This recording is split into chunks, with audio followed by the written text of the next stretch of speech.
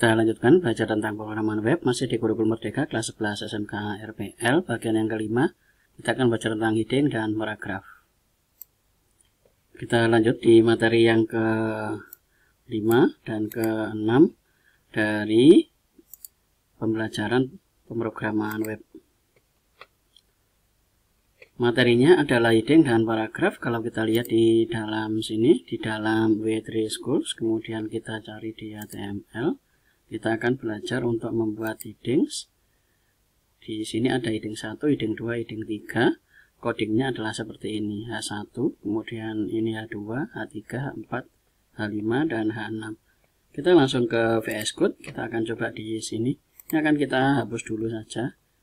Akan kita hapus. Kemudian ini akan kita ganti dengan tanda seru seperti ini. Kemudian kita enter. Hasilnya ini.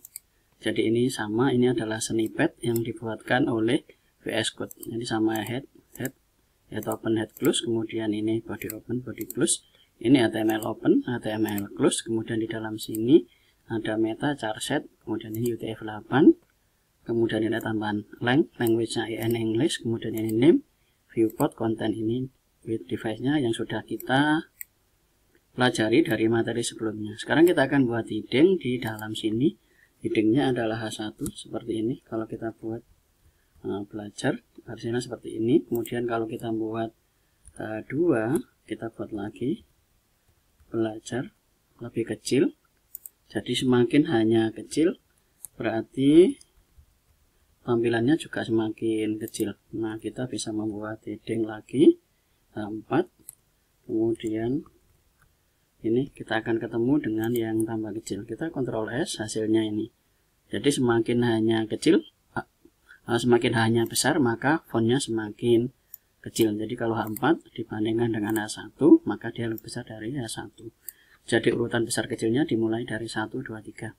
1 yang paling besar, sementara angka yang berikutnya adalah lebih kecil, dan seterusnya. Berikutnya kita akan tambahkan lagi paragraf. P di dalam sini. Pemrograman web.